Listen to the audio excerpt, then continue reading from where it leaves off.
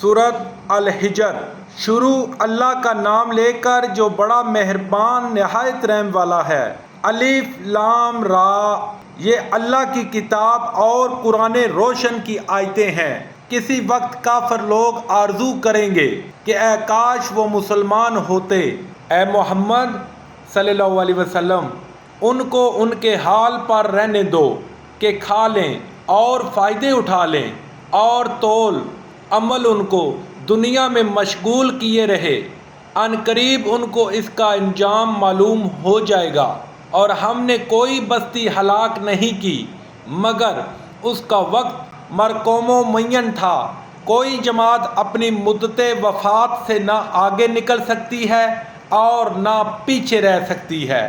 اور کفار کہتے ہیں کہ اے شخص جس پر نصیحت کی کتاب نازل ہوئی ہے، تو دیوانہ ہے۔ اگر تو سچا ہے تو ہمارے پاس فرشتوں کو کیوں نہیں لے آتا؟ کہہ دو کہ ہم فرشتوں کو نازل نہیں کیا کرتے مگر حق کے ساتھ، اور اس وقت ان کو مہلت نہیں ملتی۔ بے شک یہ کتاب نصیحت ہم نے ہی اتاری ہے، اور ہم ہی اس کے نگہبان ہیں۔ اور ہم نے تم سے پہلے لوگوں میں بھی پیغمبر بھیجے تھے، اور ان کے پاس کوئی پیغمبر نہیں آتا تھا مگر وہ اس کے ساتھ استہزاء کرتے تھے۔ اسی طرح ہم اس تکذیب و ضلال کو گناہگاروں کے دلوں میں داخل کر دیتے ہیں، سو وہ اس پر ایمان نہیں لاتے، اور پہلوں کی روش بھی یہی رہی ہے۔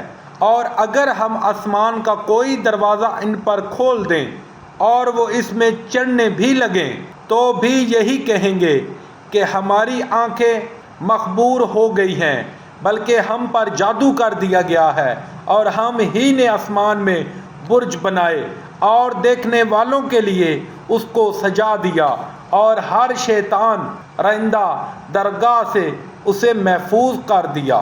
ہاں، اگر کوئی چوری سے سننا چاہے، چمکتا ہوا انگارہ اس کے پیچھے لپکتا ہے، اور زمین کو بھی ہم ہی نے پھیلایا اور اس پر پہاڑ بنا کر رکھ دیے، اور اس میں ہر ایک سنجیدہ چیز اگائی، اور ہم ہی نے تمہارے لیے اور ان لوگوں کے لیے جن کو تم روزی نہیں دیتے اس میں معاش کے سامان پیدا کیے، اور ہمارے ہاں ہر چیز کے خزانے ہیں، اور ہم ان کو بامقدار مناسب اتارتے رہتے ہیں، اور ہم ہی ہوائیں چلاتے ہیں جو بادلوں کے پانی سے بھری ہوئی ہوتی ہیں، اور ہم ہی آسمان سے مینہ برساتے ہیں، اور ہم ہی تم کو اس کا پانی پلاتے ہیں، اور تم تو اس کا خزانہ نہیں رکھتے، اور ہم ہی حیات بخشتے اور ہم ہی موت دیتے ہیں، اور ہم ہی سب کے وارث مالک ہیں۔ اور جو لوگ تم میں پہلے گزر چکے ہیں ہم کو معلوم ہیں، اور جو پیچھے آنے والے ہیں وہ بھی ہم کو معلوم ہیں۔ اور تمہارا پروردگار قیامت کے دن ان سب کو جمع کرے گا، وہ بڑا دانا اور خبردار ہے۔ اور ہم نے انسان کو کھنکھناتے سڑے ہوئے گارے سے پیدا کیا ہے، اور جنوں کو اس سے بھی پہلے بے دھواں کی آگ سے پیدا کیا تھا۔ اور جب تمہارے پروردگار نے فرشتوں سے فرمایا کہ میں کھنکھناتے سڑے ہوئے گارے سے ایک بشر بنانے والا ہوں، جب اس کو صورت انسانی میں درست کر لوں اور اس میں اپنی بے بہا چیز یعنی روح پھونک دوں تو اس کے آگے سجدے میں گر پڑنا۔ تو فرشتے تو سب کے سب سجدے میں گر پڑے مگر شیطان کہ اس نے سجدہ کرنے والوں کے ساتھ ہونے سے انکار کر دیا۔ اللہ نے فرمایا کہ اے ابلیس، تجھے کیا ہوا؟